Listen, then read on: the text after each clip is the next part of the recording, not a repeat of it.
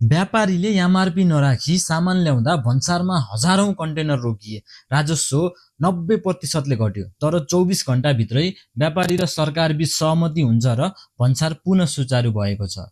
त्यो त भयो तत्कालीन समाधान, तर क्वेसन अझै बाँकी छ। के एमआरपीमा भन्सार कर लाग्ने हो कि 20% भन्दा बढी नाफा राख्न नपाउने हो? उपभोक्ताको फाइदा हुन्छ कि झन सामानको मूल्य बढ्छ? आउनुस् यही विषयमा कुरा गरौँ।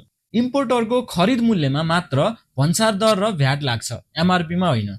एमआरपी भनेको अन्तिम उपभोक्तासँग लिन सकिने म्याक्सिमम प्राइस हो। यसमा लागत, ढुवानी, भन्सार शुल्क, भ्याट, इम्पोर्टरको नाफा, होलसेलर र रिटेलर व्यापारीको नाफा जोडेर बन्छ।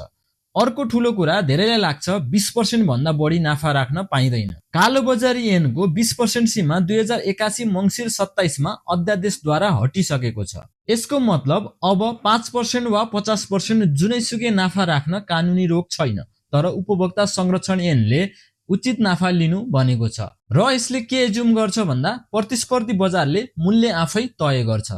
एमआरपी को नियम ल्याउनुको मुख्य कारण के हो भने चोरी निकासी घटाउनु हो। गैर कानुनी तरिकाले भन्सारै नतिरी सामान ल्याइन्छ, बजारमा सस्तोमा बेचिन्छ। र अर्को अन्डर इन्भोइसिङ घटाउनु। यो चाहिँ लागत मूल्य भन्दा कम मूल्य देखाएर भन्सार कम तिरेर सामान ल्याइन्छ।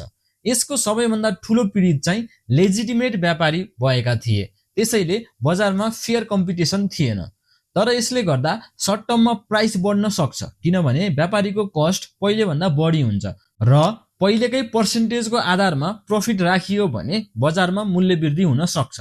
तर लङ टर्ममा लेजिटिमेट व्यापारीको व्यापार बढ्छ, बजार कम्पिटिटिभ हुन्छ, प्राइस स्टेबल हुन्छ, एमआरपी नभएको सामान बेच्न पाइँदैन, साथै चोरी निकासी घट्छ, देशको राजस्व वृद्धि हुन्छ, सुरक्षित सामान खान र प्रयोग गर्न सकिन्छ र अल्टिमेटली हामी सबैलाई फाइदा हुन्छ। सरकारले गरेको यो कदमप्रति तपाईको धारणा के छ? कमेन्ट गर्नुस्।